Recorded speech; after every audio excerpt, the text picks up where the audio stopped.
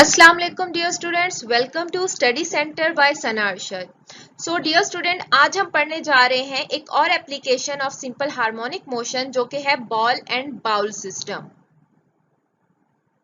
Ball and bowl system को study करते हैं। जैसे कि आपको यहाँ पे एक डायग्राम नजर आ रही है जो कि क्या है, बिल्कुल एक बाउल की तरह उसकी शेप है और उसमें 4 बॉल्स जो हैं वो कॉन्टिन्यूसली इधर से उधर वाइब्रेट कर रही हैं, यू आप ऑसिलेट कर रही हैं, वाइब्रेट तो नहीं कर रही, बेसिकली ऑसिलेट ही कर रही हैं। सो बॉल एंड बाउल जो है वो एक और एग्जांपल है सिंपल हार्मोनिक मोशन की, जैसे कि आपको डायग्राम में दिखाया जा रहा है। यहाँ पर हम एक और जो है डायग्राम कंसीडर कर लेते हैं। कंसीडर करें कि ये क्या है, आपके पास एक बॉल है जो कि पोजीशन O पे हमने प्लेस कर दी है। ये बॉल क्या कर रही है, अपनी एक फोर्स एक्सर्ट कर रही है डाउनवर्ड, जो कि ग्रेविटी की वजह से होती है, और उस फोर्स को हम कह देते हैं वो है आपका वेट। आपका नहीं, बॉल का वेट है। तो W is equal to mg। वो कहते हैं जब बॉल जो है वो अपनी मीन पोजीशन पे होती है तो फोर्स जो होती है बॉल पर वो क्या होती है, जीरो होती है। हम नेट फोर्स की बात की थी हमने अपने सिंपल हार्मोनिक मोशन के लेक्चर में। उसमें हमने क्या किया था कि एक नेट फोर्स क्या होती है, basically sum of all forces होती है। तो इस बॉल पे अभी 2 फोर्सेस लग रही हैं, एक ये जो डाउनवर्ड है और दूसरी इसकी रिएक्शन फोर्स है। तो जब वो अपनी मीन पोजीशन पे है, कुछ डिस्टर्बेंस नहीं है उसमें, तो इस वक्त उसकी फोर्स क्या है, बिल्कुल जीरो है। अब बेसिकली वेट क्या है, होता है जी, basically it is the product of mass and gravity, जो कि क्या कर रहा है इस वक्त, एक्ट कर रहा है बिल्कुल परपेंडिकुलरली डाउनवर्ड। ठीक है जी। अगर हम आप जो बाउल की बॉल जहां पे प्लेस की हुई है, उस बॉल को हम लेके आते हैं यहाँ पे पोजीशन A के ऊपर, ठीक है, और उसके बाद हम उसे रिलीज कर देते हैं, इनके हम उसे छोड़ देते हैं, तो क्या होगा कि बॉल स्टार्ट मूव करना स्टार्ट कर देगी, किधर, पॉइंट O की तरफ, ड्यू टू रिस्टोरिंग फोर्स। अब रिस्टोरिंग फोर्स क्या है, जो मैं पिछले लेक्चर में बता चुकी हूँ, चलें एक थोड़ा सा रिव्यू ले लेते हैं। रिस्टोरिंग फोर्स एक ऐसी फोर्स होती है जो कि किसी भी ऑसिलेटरी ऑब्जेक्ट को, ऑसिलेटरी मोशन को अपनी मेन पोजीशन की तरफ ले आती है। तो यहाँ पे बॉल का मेन पोजीशन है O, जब उसे A तक लाकर छोड़ देंगे तो वो फौरन से किसकी तरफ जाएगी, अपने O पॉइंट की तरफ। ठीक है, okay, at position O the ball gets maximum speed due to inertia, it moves towards the extreme position B। अब वो कहते हैं O तक आते आते बॉल तो भाई फुल स्पीड में है, जैसे हम वहां से छोड़ेंगे फुल फौरन दौड़ के वो O के पास आएगी, लेकिन इनर्शिया की वजह से वो अपने आप को रोक नहीं सकेगी और किधर चली जाएगी, पॉइंट B की तरफ। अब भाई ये इनर्शिया क्या है वो भी देख लेते हैं। इनर्शिया जी एक ऐसी प्रॉपर्टी होती है किसी भी ऑब्जेक्ट की जो कि अपनी एक्सटर्नल, जो उसके हम कोई ऊपर एक्सटर्नल फोर्स अप्लाई करें तो उसे रेजिस्ट करती है, रोकती है। ठीक है, आपको कोई आके एक थप्पड़ लगा दे, भैया आप क्या उसे कहोगे, हाँ भैया आ जाओ लगाओ मुझे थप्पड़ लगा लो, नहीं ना, ऑब्वियसली आपकी अपनी एक फोर्स होगी जो क्या करेगी, उसको रेजिस्ट करेगी, आप रोकने की कोशिश करोगे।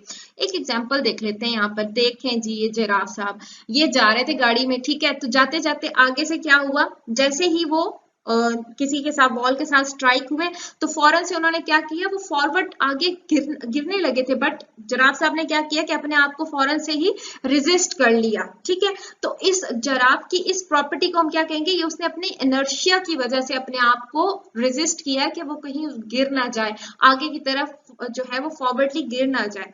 तो ये होता है आपका इनर्शिया। अच्छा जी, एट पॉइंट बी, इधर जिराफ को ना देखें, इधर देखें, at position B the ball stops for a while then again moves towards the mean position O under the action of restoring force. अब B ने सारी जिंदगी यहाँ पे तो नहीं बैठा ना, तो B फौरन से क्या करेगा, O की तरफ आएगा।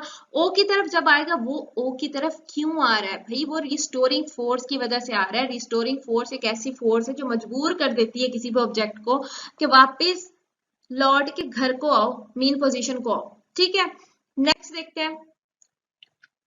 ओके, नेक्स्ट देखते हैं जी, while going towards the position B the speed of the ball decreases due to the restoring force which act towards the mean position। हमने बचपन से पढ़ते आ रहे हैं कि जब भी हम अगेंस्ट ग्रेविटी कोई काम करेंगे तो क्या होगा, वो थोड़ा सा डिफिकल्ट होता है।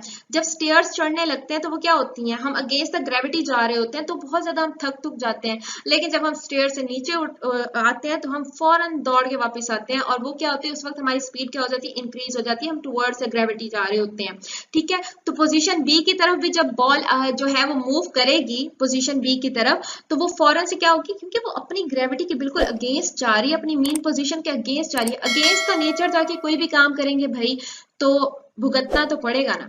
तो यहाँ से जब वो अगेंस्ट द नेचर जाके या अगेंस्ट द मेन पोजीशन जाके वो बी पे स्ट्राइक करती है, तो यहाँ पे आपकी जो बॉल है वो फौरन से दौड़ के ओ की तरफ दोबारा आती है। ठीक है, और उसकी स्पीड जो होती है बी पे डिक्रीज होती है, और जब वो ओ की तरफ आती है तो स्पीड उसकी फौरन इंक्रीज हो जाती है।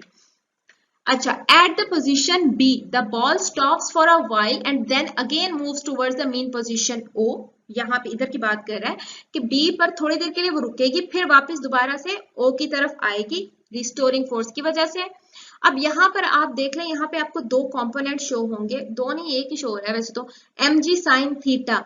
आपने पढ़ा होगा 9th में कि जब हम फोर्स को रिजॉल्व करते हैं तो हम दो कंपोनेंट्स में रिजॉल्व कर सकते हैं, x और y कंपोनेंट में। और हॉरिजेंटल कंपोनेंट क्या होता है, कॉज होता है, और वर्टिकल कंपोनेंट जो होता है वो हमारा क्या होता है, साइन होता है। तो y कंपोनेंट क्या होता है, साइन। तो यहाँ पर बेसिकली ये जो बेचारी बॉल दौड़ दौड़ के वापस आ रही है ना, तो ये किसकी वजह से आ रही है, इस mg sin थीटा की वजह से आ रही है। पढ़ लेते हैं जी आगे। This to and fro motion of the ball continues about the mean position O till all its energy is lost due to friction। अब सबसे बड़ी बात आ गई यहाँ पे फ्रिक्शन। फ्रिक्शन क्या होती है, रगड़।